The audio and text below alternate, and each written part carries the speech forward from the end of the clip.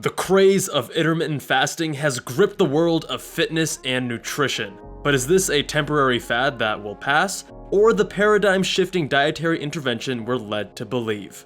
Let's find out. Dr. Jabal, MedSchoolInsiders.com.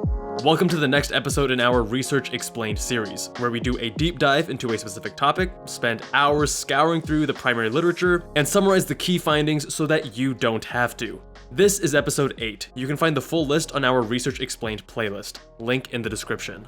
Nutrition is a touchy subject, on the same level of politics or religion. Just look at the comments on my video where I spoke about stopping a plant-based diet after 5 years. I'm interested in talking about nutrition from a purely health-focused perspective. If your dietary decisions are based on religion or ethics, I respect that, but we'll be approaching the science with a focus on health optimization. One of my favorite sources for nutritional, health, and longevity-based information is Dr. Peter Attia. When discussing nutritional interventions with his patients, he describes 3 factors to his nutritional framework: dietary restriction, caloric restriction, and time restriction. Each factor can be manipulated independently of the others to optimize for the desired outcomes. Dietary restriction means limiting what you do or don't eat. For example, maybe you avoid red meat or dairy. Caloric restriction means limiting how much you eat, which is the most common description of dieting that we think about when it comes to losing weight. Time restriction limits when you do and don't eat, which brings us to intermittent fasting. Speaking about intermittent fasting and similar interventions is confusing because most people, and often even researchers, are not careful about what they're exactly talking about. Fasting is refraining from eating. When we refer to fasting, we normally are referring to water-only fasts, where consuming water is okay, or even teas and minerals, but not foods or drinks with any calories, sweeteners, or the like. When you hear the term intermittent fasting being used by the public, they're usually referring to time-restricted feeding instead. Time-restricted feeding is where you limit the hours during which you eat each day to a feeding window. Most people, without any effort, normally stick to roughly a 14-10 window, meaning they'll eat for 14 hours and fast for 10 hours while they sleep, and a little bit before and after. The window can be expanded to anything you want. When starting out, you may do 12-12, but eventually transition to the popular 16-8 or even 18-6. Alternate day fasting is somewhat of a misnomer since you don't normally do a full day without eating anything. Rather, every other day you switch to doing something other than eating ad libitum, meaning without restriction. Usually, these days are hypocaloric with 1,000 or 500 calories allowed. Intermittent fasting in its most strict form is undergoing a fast of at least 24 hours at some frequency, or intermittently. For example, that could mean doing a 72-hour fast once every quarter, or a 5-day fast once per year. A true prolonged fast like this would only include water, tea, and minerals with 0 calories. As time-restricted feeding is what most people are referring to when they speak about intermittent fasting, that's what we'll be focusing on here. So what do we know about time-restricted feeding and intermittent fasting? Let's start with weight loss. Weight loss boils down to a simple measurement of calories in and calories out. If you're eating more calories than are burned, you'll gain weight, and if you're taking in fewer calories than you burn, you'll lose weight. For this reason, dietary interventions for weight loss are primarily focused on continuous energy restriction, or in other words, eating as you normally would, but just eating fewer calories. The issue with CER is that adherence is poor, typically declining within 1 to 4 months. A recent review by Reinders and colleagues in 2019 concluded that, based on the current literature, intermittent fasting does not seem to produce greater weight loss than continuous energy restriction. However, adherence to weight loss interventions is the greatest predictor of weight loss success, and some patients may respond better to caloric restriction, while others will respond more favorably to intermittent fasting or time-restricted feeding. Few studies were carried out long enough to properly assess adherence of the 2 different protocols. Interestingly, per a 2016 study by Morrow and colleagues, time-restricted feeding seems better at preserving lean mass compared to continuous caloric restriction. Count that as a win for time-restricted feeding. While IF is moderately successful for weight loss, there are a variety of interesting metabolic effects that occur.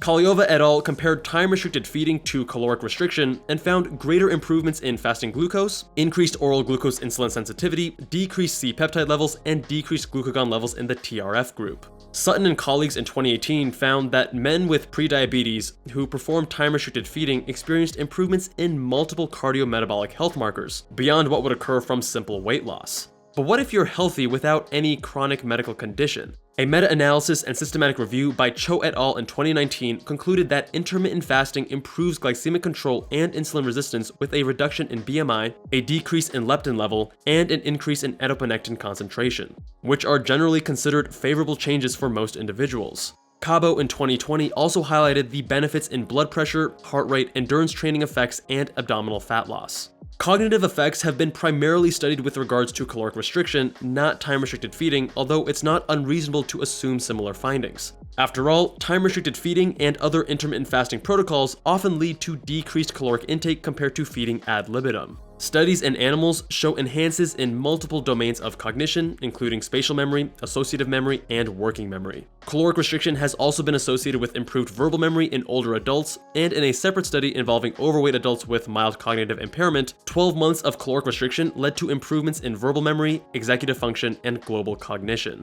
More recently, Leclerc et al. In 2020 performed a large multi-center randomized trial demonstrating that 2 years of daily caloric restriction led to significant improvements in working memory.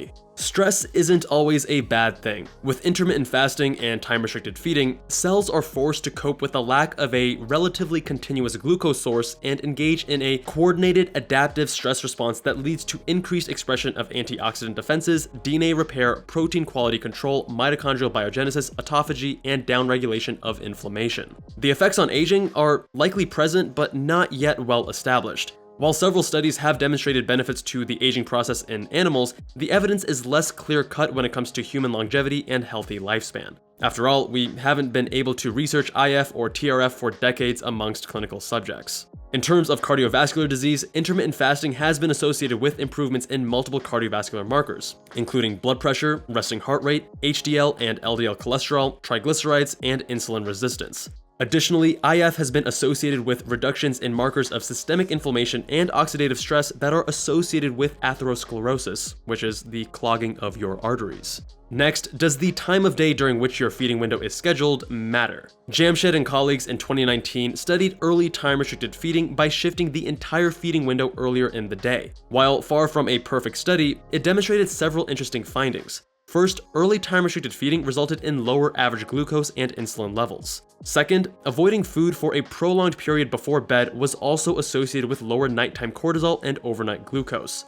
And third, there was increased expression of LC3A, an autophagy gene, suggesting that more autophagy occurred with early time-restricted feeding. Evidence-based medicine focuses on making treatment decisions based on the best evidence available in the scientific literature. It's fantastic at addressing things like infectious diseases, because infections are acute and binary in outcome, and interventions are generally straightforward, like an antibiotic or antiviral, thus making measuring inputs and outputs relatively straightforward. The problem, however, is that most things related to health are much more complicated. Those opposed to intermittent fasting are quick to say there isn't sufficient evidence to support a fasting protocol for disease X or Y, therefore you should not do it. But to most accurately assess the situation, you need to compare the risk of the intervention, which is what people normally think of, with the risk of not doing the intervention, which people are much less likely to consider.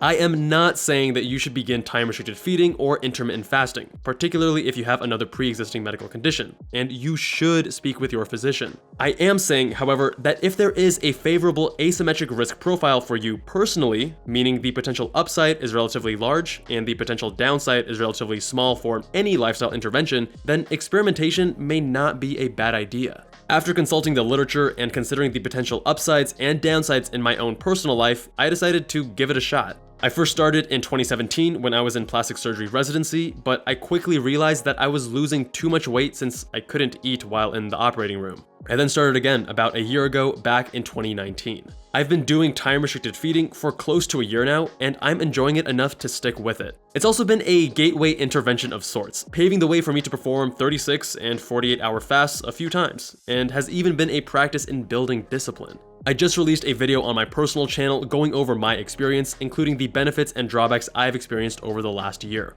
Link in the description. Thank you all so much for watching. If you've tried intermittent fasting or time-restricted feeding, what was your experience like? Let us know with a comment down below. Much love, and I will see you guys in that next one.